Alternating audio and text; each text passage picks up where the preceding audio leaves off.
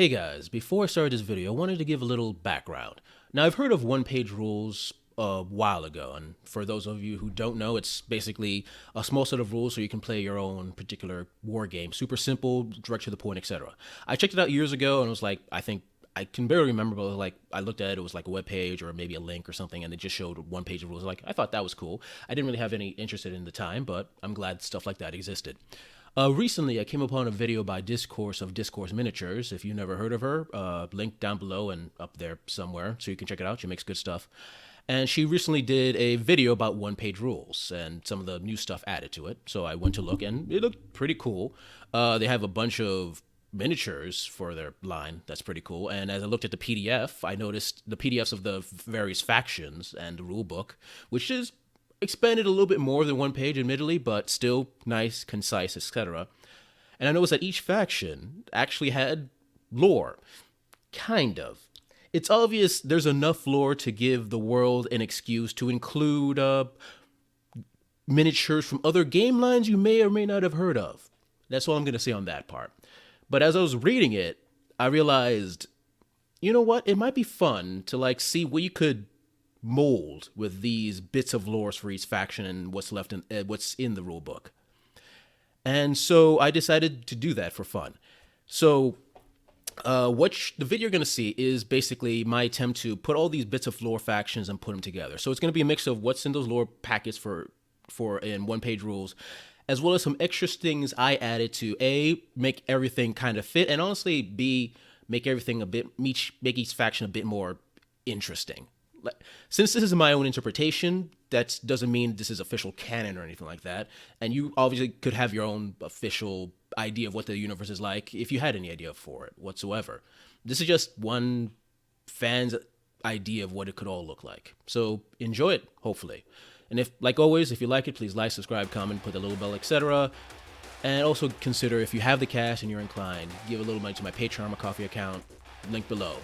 Anyway, hope you enjoy.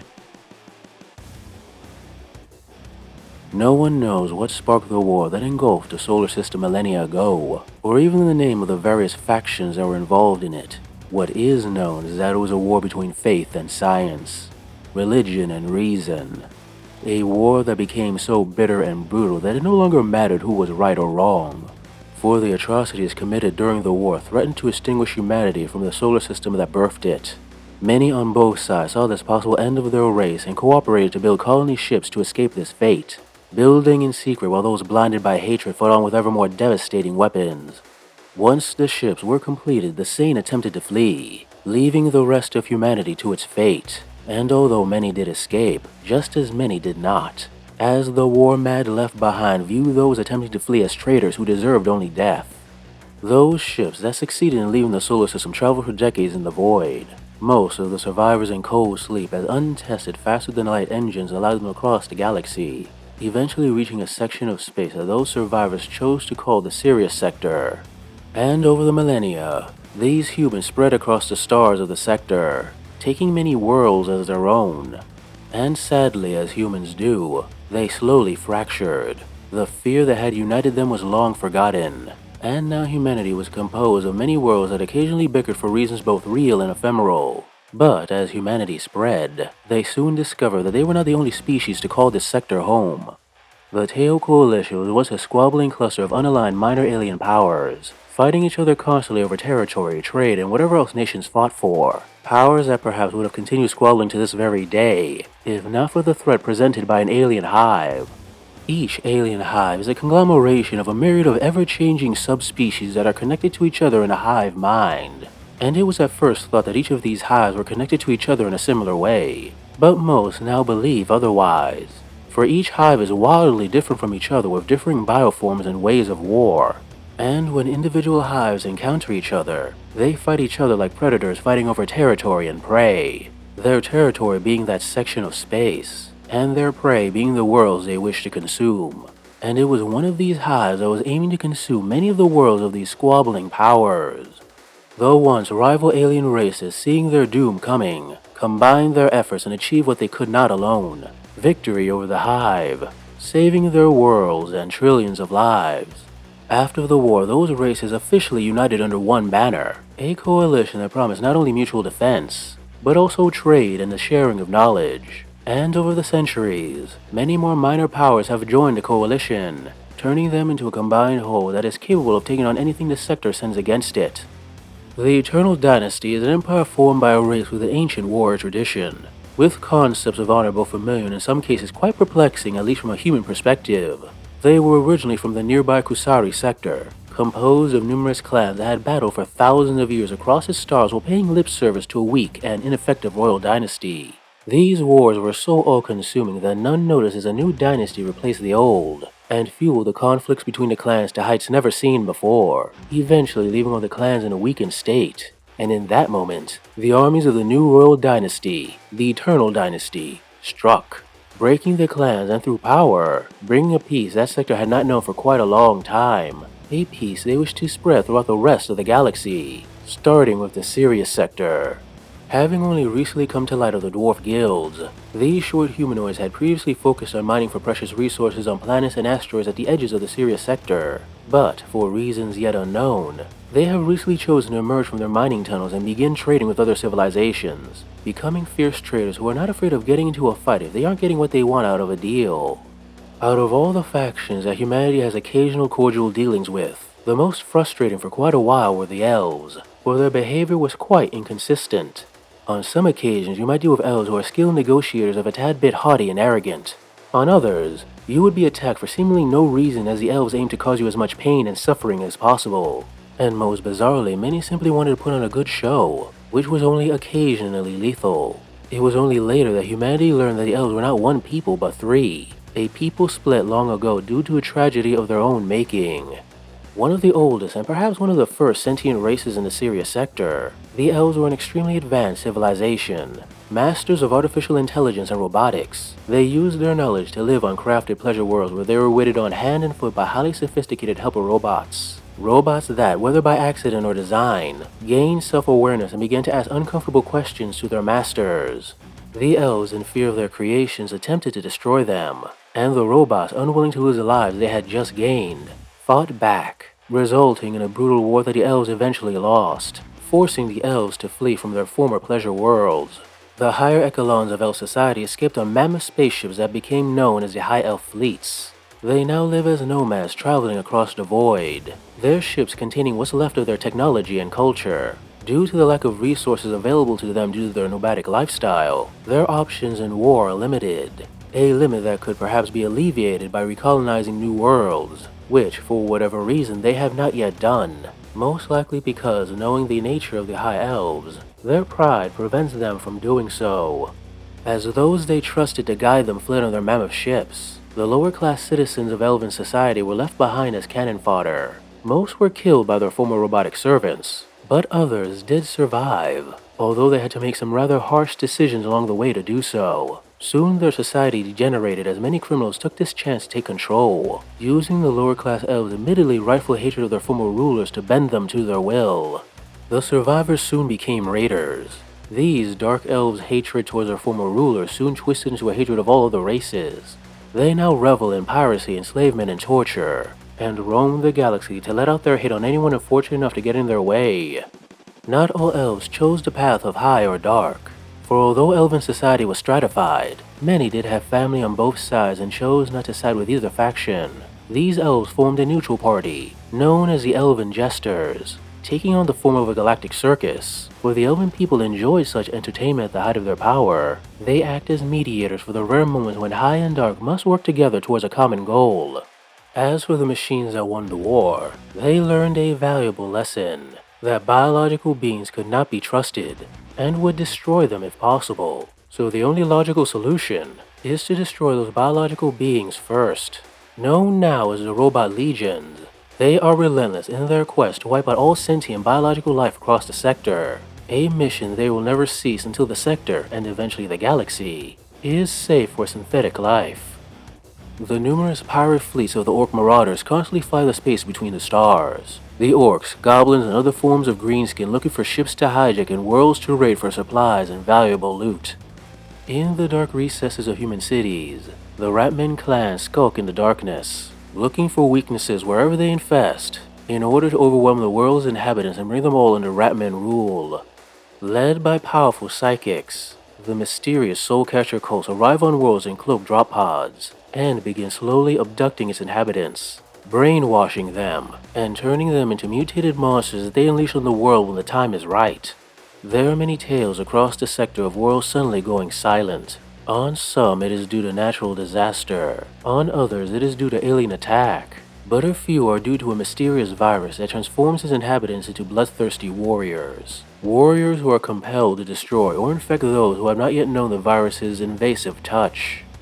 And beyond the material world, strange entities known as the Havoc Gods have dark plans for the sector.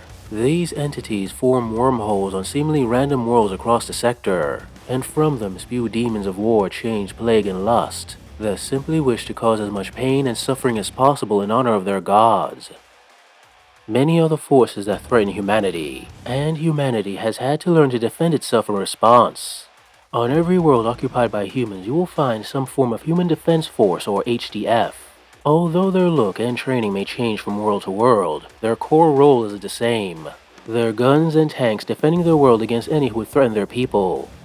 Some of these soldiers, whether due to their homeworlds being lost or due to simple greed, choose to sell their services across the sector to the highest bidder. Known collectively as the Feudal Guard, they use their gained wealth to buy the heaviest armor and most powerful weapons money can buy. Some humans, when they first see the alien, know only fear, believing that humanity could only truly be safe once all other races are annihilated. Some of these individuals, if they are skilled enough, may find themselves recruited by the Human Inquisition. This Inquisition is not an organized body or backed by any government. They are more like cells of operatives dotted across the sector, each one organized around a central leader with a retinue who aim to cleanse the alien wherever they are found. Although found detestable by some, others willingly hire their services, because although their methods can be a bit sickening, their expertise on the weaknesses of various alien races in the sector are second to none. Among the wealthy of the sector, some see war as a way to pass the time and release some pent-up aggression. Known as Titan Lords, these individuals have acquired a taste for battle, and use their vast resources to construct giant war machines. Bipedal walkers are some of the most powerful weapons and strongest armor of any faction. An extremely inefficient method of war, but to individuals that may own entire planets or even solar systems, inefficiency is the least of their concerns. No one knows what the group of scientists that would eventually become known as the machine cult were studying when they discovered the frequency, but whatever it was, it allowed them to see the electronic heartbeat of every machine they encountered, a heartbeat that, in their mind, could only have come from something that had a soul. They came to believe that all machines had some form of soul, a belief that soon turned into worship, as the scientists soon began augmenting themselves to become closer to this divine frequency. Some of these machine cultists took their worship to a far more radical direction, and convinced themselves that humanity is holding back the next stage of galactic evolution. These machine cult defilers not only willingly augment themselves to look as non-human as possible, but eventually remove their disgusting human consciousness to achieve some form of electronic apotheosis, making many of them see humans and other forms of sentient biological life as scum that must be removed from the galaxy. And it is probably not surprising that many of these defilers can be found fighting alongside the robot legions. Out of all the factions of humanity, the largest is that ruled by the God King, a powerful ruler whose forces are slowly overtaking the other worlds of humanity. His origins are unknown, but his skill of genetic manipulation is unrivaled.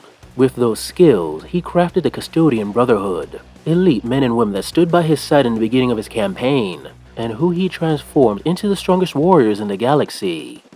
Over time, though, he realized that his conquest was not progressing as well as he would have liked. The HDF under his command were numerous but weak, and although the members of his Custodian Brotherhood were powerful, their creation was slow and expensive. He needed warriors that were not only strong, but were far easier to replace. Using the DNA of his most skilled Custodian brothers as a basis, he formed the Battle Brothers, warriors born in vats and trained for war. These massive, genetically modified soldiers were equipped with heavy battle armor and deadly weapons, and were trained to take on even the most dangerous missions in the name of their immortal God King. But not all went to plan when the Battle Brothers were introduced into his forces. When the God King first began his crusade of galactic unity, his views were rather egalitarian. All were equal under his rule, and the only possible barrier for any position within it was your talent, skills, and work ethic. But over time, with every new world he conquered, he slowly began to change. For the God King was a psychic being, and he came to discover that as more humans praised and worshipped him, his psychic potential began to grow. Soon God King wasn't just an intimidating title, but a goal, conquering enough worlds to truly become a god. And as his mind slowly drifted to something beyond human, his views became more extreme. Starting with his declaration that no battle brothers born in his vast be female, that only men were suited for that elite position. The only exception, of course, being his custodian brothers. Perhaps a bit hypocritical, but most, especially those who wanted to continue breathing, never mentioned that fact to the God King. Most accepted this declaration, but one female general, one of the most accomplished generals in the God King's HDF armies, saw this ruling as simply the first step on a dark road that would eventually see the loss of freedoms. How long until this view on the role of men and women in combat trickled down to the HDF, and perhaps even affected the civilians on the God King's worlds? Through means unknown, the general stole much of the God King's genetic secrets, and formed her own warriors. Although she did not have the God King's mastery of genetic engineering, she believed that experience and strength of will would be more than enough to compensate for whatever the Battle Brothers gained while they were being made in their vats. Choosing the strongest and most accomplished women in her army, she had them undertake grueling trials and exhaustive genetic therapies, eventually forming what would become known as the Battle Sisters. Many claim that the general's formation of the Battle Sisters was just an excuse for her to claim power for herself, and perhaps there is some truth to that. For many on the worlds she now controls have come to call her God Queen, and there has yet to be any declarations against such a practice. Whether it's a war to fight against oppression or simply a war of supremacy between two potential gods, what cannot be denied is the effect the Battle Sisters have on any HDF force they fight alongside. Wherever they commit their forces, the women of the HDF fight with extreme zeal, hoping to prove themselves worthy of being chosen to join the Battle Sisters' esteemed ranks. The God Queen and her Battle Sisters are not the only threats to the God King's reign, for even the program loyalty of the Battle Brothers can be corrupted. Individuals and even whole divisions finding themselves tempted by the dark whispers of the Havoc gods, the entities giving them a taste of freedom they never knew they desired. With not only aliens but rival human empires and the Havoc gods threatening his rule, the God King has in response decided to improve its design of the Battle Brother. Already, a new form of warrior has entered the fray under the God King's command. These prime brothers are stronger and tougher than their Battle Brother peers, and are armed with the latest weapons and war gear available to the God King. For now, their numbers are small, but if the God King is able to mass produce them, they may soon replace the Battle Brothers on the battlefield. The Sirius sector is a sector at war, and no one knows in this grim, dark future which faction will ultimately reign supreme. What is certain, however, is that many lives, worlds, and systems will be lost before that victory is obtained.